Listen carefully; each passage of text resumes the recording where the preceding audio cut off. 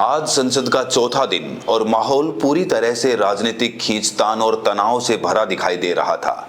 एक तरफ विपक्ष एसआईआर यानी स्पेशल इंटेंसिव रिवीजन पर चर्चा की मांग करते हुए सरकार को लगातार घेर रहा था। पहले दिन लोकसभा और राज्यसभा दोनों ही सदनों में विपक्ष ने जोरदार विरोध दर्ज कराया। वहीं दूसरे दिन विपक्षी दलों ने संसद के मुख्य द्वार के बाहर एसआईआर के विरोध में प्रदर्शन भी किया। लगातार शोर शराबे की वजह से दोनों सदनों की कार्रवाई कई बार बाधित हुई। इस हंगामे के बाद लोकसभा स्पीकर ओम बिरला ने सरकार और विपक्ष को मीटिंग के लिए बुलाया। बातचीत के बाद ये सहमति बनी कि आज सदन की कार्रवाई बिना किसी रुकावट के चलाई जाएगी। लेकिन दूसरी तरफ आज श्रम संहिताओं के खिलाफ विपक्षी सांसदों ने संसद परिसर के बाहर ही प्रदर्शन शुरू कर दिया, जिसकी कुछ तस्वीरें आप अभी अपनी स्क्रीन पर देख रहे होंगे। सुबह इंडिया ब्लॉक के नेता मल्लिकार्जुन खड़गे, राहुल गांधी और कई अन्य विपक्षी सांसद एक साथ संसद के बाहर प्रदर्शन करते हुए दिखाई दिए। इसके तुरंत बाद इंडिया गठबंधन के नेताओं की एक अहम बैठक बुलाई गई,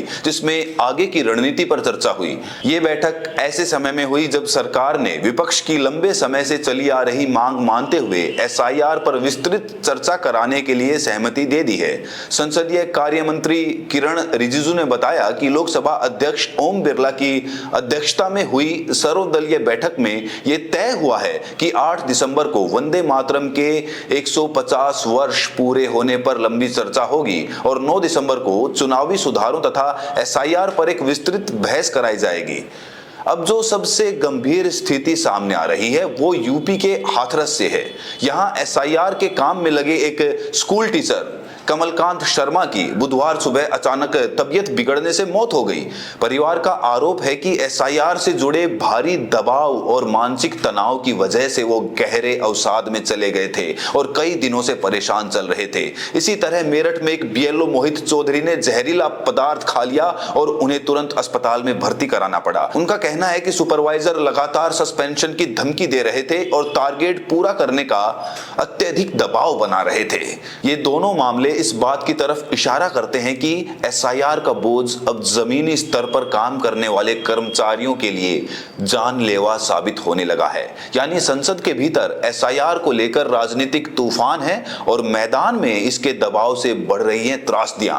दोनों मिलकर सरकार के सामने एक बड़ा सवाल खड़ा कर रही हैं। विपक्ष भी इसी मुद्दे को लेकर सरकार को हर स्तर पर घेरने की कोशिश कर रहा है और लगातार सवाल उठाया जा रहा है। इसी बीच में आपको सुप्रीम कोर्ट का एक अहम निर्देश भी बता दूं। सुप्रीम कोर्ट ने मंगलवार को केरल में एसआईआर को लेकर दायर याचिकाओं पर महत्वपूर्ण टिप्पणी की। कोर्ट ने साफ कहा कि केरल सरकार और राजनीतिक दलों की जो मांगे हैं ये वाजिब, न्याय संगत और विचार योग्य है। इसीलिए चुनाव आयोग को इन पर गंभीरता से ध्यान देना चाहिए। यानी चुनाव आयोग को इस मुद्दे को लेकर सजग होना होगा। मुख्य न्यायाधीश सूर्यकांत और जस्टिस जयमाल्या बागची की बेंच ने केरल सरकार से कहा कि अगर राज्य ने एसआईआर की समय सीमा बढ़ाने का अनुरोध अभी तक औपचारिक रूप से चुनाव आयोग को नहीं भेजा है तो इसे 3 दिसंबर तक जरूर भेज दिया जाए। साथ ही कोर्ट ने चुनाव आयोग को निर्देश दिया है कि वो 2 दिनों के भीतर इस पर निष्पक्ष और सुविचारित निर्णय दे।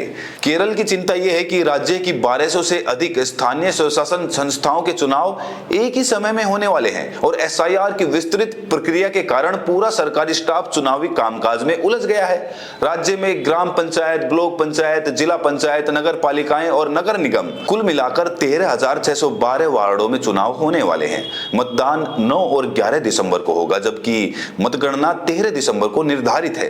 केवल सरकार का कहना है कि स्थानीय निकाय चुनावों के लिए 1,76,000 सरकारी और अर्ध सरकारी कर्मचारियों के साथ 68,000 पुलिस कर्मियों की जरूरत पड़ेगी। वहीं एसआईआर प्रक्रिया को संभालने के लिए अलग से 25,668 प्रशिक्षित कर्मचारियों की मांग है। लेकिन राज्य सरकार का तर्क है कि उसके पास रोजमर्रा के प्रशासनिक कार्यों के लिए भी पर्याप्त स्टाफ नहीं बचा है। स्थिति इतनी उलझी हुई है कि एसआईआर का काम तेज दबाव में कराया जा रहा है और कई जगहों पर बूथ लेवल अधिकारियों पर तनाव बढ़ने की खबरें लगातार सामने आ रही हैं।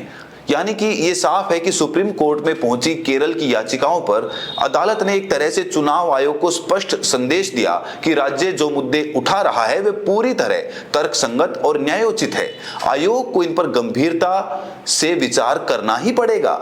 उधर कल का दिन सुप्रीम कोर्ट में भी एसआईआर को लेकर बेहद तनावपूर्ण रहा। संसद के भीतर हंगामे का माहौल था और जब मामला सुप्रीम कोर्ट की बेंच के सामने आया तो याचिकाकर्ताओं ने सीधे आरोप लगाया कि चुनाव आयोग मतदाता सूची सुधार के नाम पर नागरिकता तय करने की कोशिश कर रहा है। उनका कहना था कि कौन भारतीय नागरिक है और कौन नहीं, ये फैसला लेना आयोग के अधिकार क्षेत्र में आता ही नहीं है।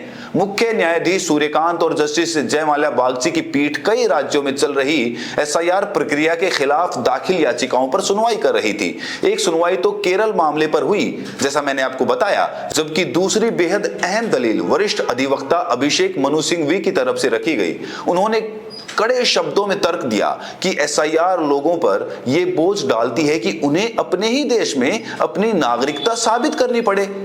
सिंघवी ने साफ कहा कि चुनाव आयोग के पास नागरिकता जांचने का कोई संवैधानिक अधिकार नहीं है। ये जिम्मेदारी केवल केंद्र सरकार नागरिकता अधिनियम के तहत या विदेशी न्यायाधिकरण निभा सकता है। उन्होंने आगे ये भी कहा कि एसआईआर की प्रक्रिया अप्रत्यक्ष रूप से मिनी एसआईआर जैसी लगती है। आपको याद होगा कि एनआरसी को लेकर पूरे देश में भारी विरोध हुआ था, लोग सड़कों पर उतर आए थे और अब इसी एसआईआर की प्रक्रिया में बहुत छोटे स्तर पर वैसी ही स्थितियां बनती दिख रही हैं। सिंघवी का तर्क था कि एसआईआर नागरिकों के साथ इस तरह व्यवहार करती है मानो वे अस्थायी हों, जैसे उन्हें दोबारा यह साबित करना पड़े कि वे इस देश के नागरिक हैं या नहीं। पहले सूची में नाम डाल दिया जाएगा, फिर उनसे दस्तावेज मांगकर नागरिकता प्रमाणित करने को कहा जाएगा। उन्होंने 1995 के लाल बाबू हुसैन केस का उदाहरण देते हुए दलील दी, सुप्रीम कोर्ट पहले ही ये साफ कर चुका है कि मतदाता सूची में नाम होना ही नागरिकता का सबूत है और अगर किसी को शक है तो वो साबित करे। लेकिन एसआईआर में ये बोझ बिल्कुल उल्टा दिया गया है। अब मतदाताओं को यह खुद साबित करना पड़ रहा है कि वो भारत के लोग हैं। उन्होंने अनुच्छेद 14 का भी मुद्दा उठाया और कहा कि 2003 की कट ऑफ बनाकर एसआईआर ने 3 अलग अलग श्रेणियां बनाई हैं। इसके अंदर उप श्रेणियां बना दी गई हैं और 2003 के बाद वोटर लिस्ट में जुड़े लोगों को अपने पूर्वजों के कागज दिखाने पड़ रहे हैं, जो पूरी तरीके से मनमाना है और महिलाओं के लिए अत्यधिक भेदभाव भरा है। इसके बाद एडीआर की तरफ से पेश हुए वरिष्ठ वकील प्रशांत भूषण ने एसआईआर के सबसे चिंताजनक पहलू पर बात की। उन्होंने कोर्ट को कहा कि एसआईआर के काम के दबाव के चलते अब तक 30 बीएलओ जो हैं वो अपनी जान दे चुके हैं और लाखों फॉर्म कम समय में जमा कराने का प्रेशर इतना ज्यादा बनाया जा रहा है कि सिस्टम जमीन पर टूट चुका है। भूषण ने सवाल उठाया कि प्रवासी मजदूरों, गरीब मजदूरों और दूर दराज गांव में रहने वाले लोगों को फॉर्म भरना इतने कम समय में कैसे पॉसिबल है। उन्होंने चुनाव आयोग की ट्रांसपेरेंसी पर भी बहुत बड़ी टिप्पणी की। यानी कि आप समझ सकते हैं कि कल केरल वाली याचिका पर कोर्ट में क्या कुछ हुआ। वहीं कोर्ट के अंदर जो टीका टिप्पणी चली है, किस तरीके से बहुत से अहम पहलुओं पर कई वरिष्ठ वकीलों ने सुप्रीम कोर्ट के अंदर इस एसआईआर को लेकर अपनी बातें रखी हैं। वहीं एक और खबर मैं आपको बताता हूं। महाराष्ट्र में स्थानीय निकाय चुनावों के बीच मंगलवार को एक बड़ा पॉलिटिकल ड्रामा तब शुरू हो गया जब बॉम्बे हाईकोर्ट की नागपुर बेंच ने राज्य चुनाव आयोग की खिंचाई करते हुए जो मतगणना की तारीख थी, यानी वोट काउंटिंग की जो तारीख थी, उसे अचानक 3 दिसंबर से बढ़ाकर 21 दिसंबर कर दिया गया। अदालत ने साफ शब्दों में कहा कि फेज वाइज यानी टुकड़ों में गिनती करना गलत है वोट्स की, क्योंकि इससे दूसरे चरण की वोटिंग पर सीधा असर पड़ सकता है और चुनाव पूरी तरह से निष्पक्ष नहीं रहेंगे। जस्टिस अनिल किलोर और जस्टिस रजनीश व्यास की बेंच ने 10 से ज्यादा पिटीशंस को सुनवाई करते हुए यह आदेश दे दिया कि सभी 264 नगर परिषदों, नगर पंचायतों के नतीजे अब एक ही दिन बताए जाएंगे, ताकि जो किसी उम्मीदवार या पार्टी को पहले फेज के रिजल्ट का फायदा या नुकसान ना मिल सके। इतना ही नहीं, कोर्ट ने चुनाव आयोग को यह भी कहा कि 20 दिसंबर तक किसी भी तरह के एग्जिट पोल जो हैं वो ना चलाए जाएं और मॉडल कोड ऑफ कंडक्ट में कोई ढील ना हो।